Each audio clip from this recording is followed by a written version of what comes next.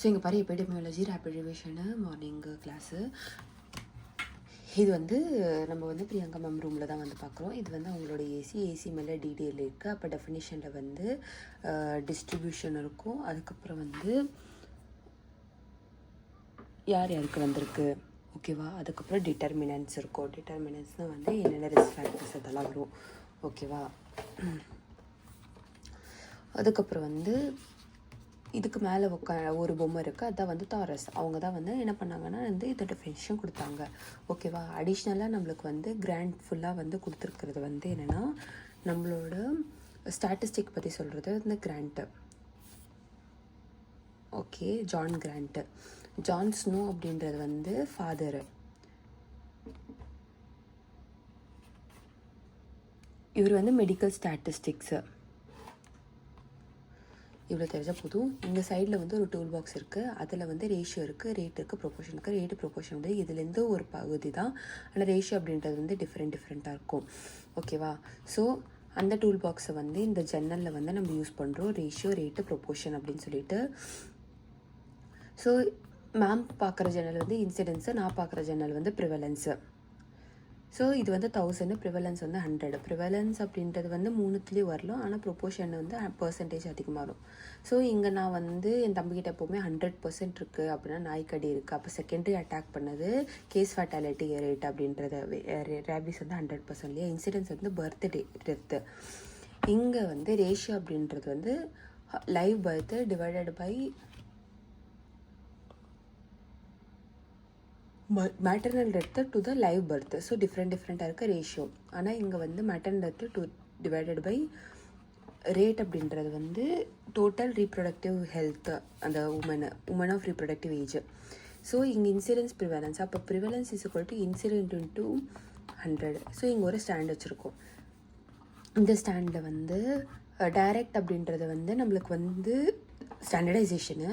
Direct இன்டைரக்டு நம்மளுக்கு வந்து case fertility ரேட்னா அதாவது ஏஜ் ஸ்பெசிஃபிக் கேஸ் அப்படின்னா டைரக்ட். இன்டைரக்ட் அப்படின்றது வந்து ஏஜ் ஸ்பெசிஃபிக் தெரியாது. அப்போ நம்ம எப்படி வச்சு கால்குலேட் பண்ணுவோம்னா எஸ்எம்ஆர் ஸ்மார்ட்டாக வந்து என்ன பண்ணுவோம்னா வந்து கால்குலேட் பண்ணுவோம். அதாவது observed divided by expected into 100. So இப்போ நான் வந்து இவ்வளோ அப்சர்வ்டு, இது வந்து எக்ஸ்பெரிமெண்ட்டாக. அதே வந்து இங்கே அப்சர்வேஷனு எக்ஸ்பெரிமெண்டல் ஸ்டடி அப்படின்னு டிவைட் பண்ணுறோம். அப்சர்வேஷன் அப்படின்றது மேமு அவங்க இந்த கையில் வந்து டிஸ்கிரிப்ஷன் வச்சுருப்பாங்க கேஸ் பேஸ் பண்ணி. ஒரு கேஸ் இந்த கேஸ் ஸ்டடி, நிறைய கேஸ் இருந்தால் கேஸ் சீரீஸு. அதே வந்து அனலிட்டிக்கல் அப்படின்னு பார்க்கும்போது cross section.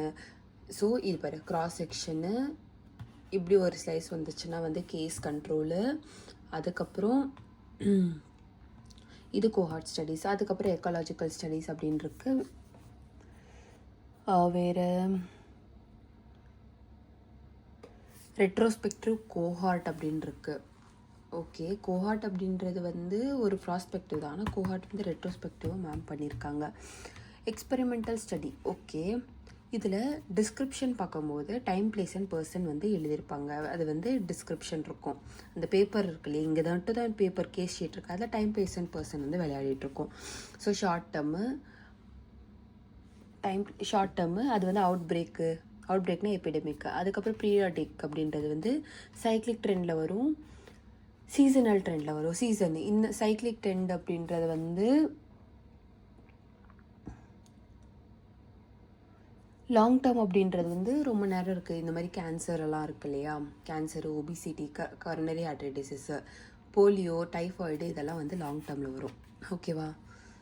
So time, place and person. So place distribution அப்படின்றது வந்து ஸோ இன்டர்நேஷ்னலு, அதுக்கப்புறம் நம்ம நேஷ்னல்லே வந்து அர்பன், ரூரல் இருக்குது, ஓகேவா. அங்கே வந்து லோக்கல் பீப்புளாக இல்லை ரீஜனல் பீப்புள் அப்படின்ட்டுருக்கு. மைக்ரெண்ட்டு லோக்கலாக இல்லை மைக்ரெண்ட்டாக அப்படின்னு நான் வச்சுக்கணும். பர்சன் அப்படின்னு பார்க்கும்போது M Kumaran son of Mahalakshmi. So அதாவது ஏஜ், ஜெண்டர் அது ரெண்டுமே இம்பார்ட்டண்ட்டு, ஓகேவா. 12 years ஃபீமேல் அந்த மாதிரி.